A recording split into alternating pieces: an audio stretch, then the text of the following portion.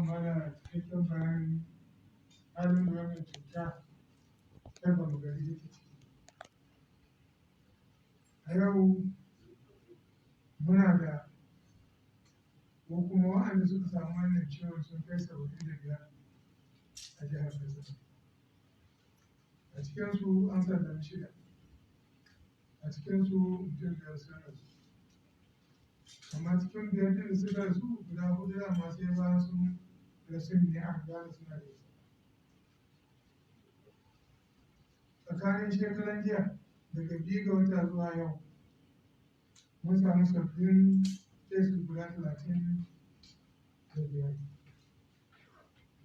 A cikin 35 ɗin nan guda 14 ma'aikatan asibiti, ma'aikatan lafiya. Amma ba ma'aikatan da suke aikin kula da waɗanda aka killace ba ne. A'a, ma'aikatan asibiti ne wanda ta hanyar aikinsu mutum ya zo da ciwon kai ko ya zo da ciwon ƙafa ko ya zo da ciwon ciki ba tare da ya zo da alamun covid ɗin ba, amma ya ƙara ya shi mai covid ɗin ne, daga nan suka samu suka ɗauki wannan cututtuka.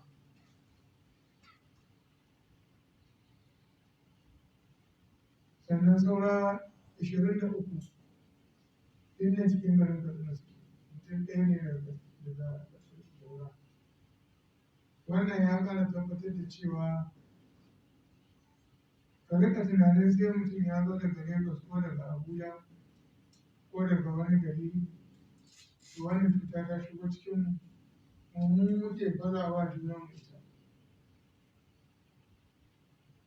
Shi yasa yana da kyau, yana da muhimmanci maganar da ake cewa wuri guda kuma mun tashi zama mu zanna nesa da juna kamar ƙafa uku. Kuma mu yayi sa takunkumin nan zai taimaka wajen rage wannan cututtuka. Kuma yan jarida ku taimaka, muna samun rahoton da yawa daga karkara, musamman mutane masallatan Juma'a suna taruwa ɗaurin aure, suna taruwa suna, wanda duk waɗannan al'amura yanzu an dakatar da su. Ba don komai ba don a kare lafiya da rayuwar mutane. Menene ribar mu ko ribar gwamnati ta ce ka fita ranar kusa da Juma'a ko ka fita ranar kusa da Tarawih? Me ya riba? Shekara aru-aru ɗaruruwa ana yi, amma yayin da wannan bala'i ya zo kuma cutar nan daga mutum ne take zuwa cikin wani mutum, yana ganin ashe akwai hikima, akwai hankali mutane su ƙaurace. Wannan za mu tilasta hukumomi da jami'o'in 'yan sanda da civil defense da masu unguwanni, musamman masu unguwanni gargaɗai, waɗanda abubuwan da suke faruwa ƙarƙashin idanuwansu ba tare da sun yi rahoto ba. Za mu sanar da sarakunan Katsina da Daura cewa su ɗauki tsauraran matakai a kanmu, dagatai da masu unguwanni suka tsari jama'a na taruwa ba su kan ƙa'ida ba. Ko in mutane za su tuna ba mutu wata guda ba muka fara da mutum ɗaya.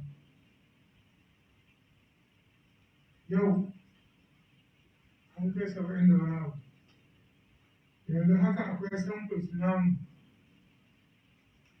fiye da 80. Ko na Daura da aka zama karke an ɗauki wajen 89.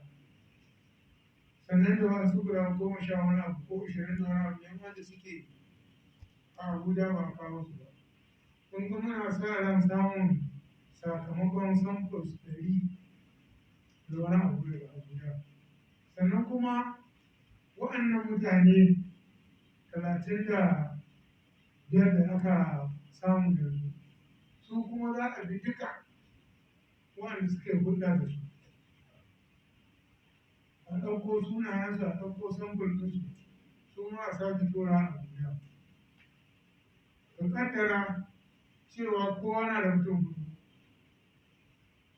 cikin 35, mutum 100 da nan suke shi, kusan 170, ko 140 ke nan, 140. In cikinsu su ma aka samu wasu, haka ake ta tafiya ana hayayyafa.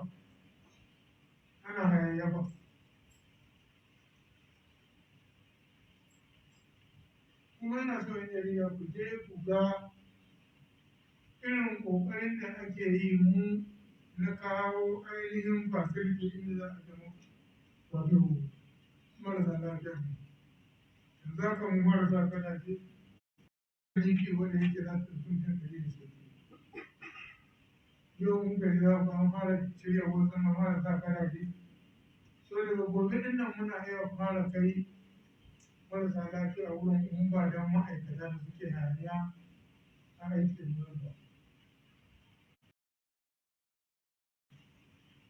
Roƙon musamman ko yan jarida, ku ba da cikakken haɗin kai mutane su fahimci abin nan gwamnati ribar da ita ta tsare rayuka da lafiya da dukiya da mutuncin mutane. Ita kanta gwamnati wannan ne abin da ya asasa ta, ko ma wata irin gwamnati ce, ko ta siyasa ce, ko ta soja ce, ko ta sarki ce, ko ta mai karfin tsiya ce.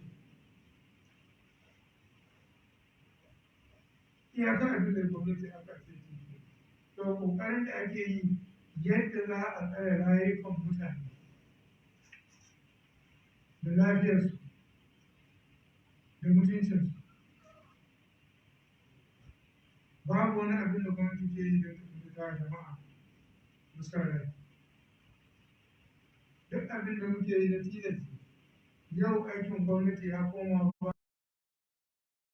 magana COVID-19. Kuma ina jawo hankalin 'yan jarida cewa mu nan Katsina muna fama da ɗan juma sai ga ɗan jummai. Muna fama da 'yan ta'adda masu kashe-kashe da sace-sacen mutane musamman a ƙananan hukumomin da suka yi iyaka da yaji, to sai kuma ga COVID. Kuma har yanzu waɗannan mutane maɓannata suna nan suna yin ɓannar ba wai wani suke. So muna yakin COVID, muna yakin bandit. Abin da muke ciki da ranar yau. We have been problems. We have the COVID-19, we have the unrepentant bandits. Still kidnapping, rustling, and killing people in our localities. So I don't want to hope, members of the press, you will not also lose sight of what is happening, especially on those borders, on those local governments bordering Google Forest. Thank you very much for your attention. If there's any question, please, we are ready to answer.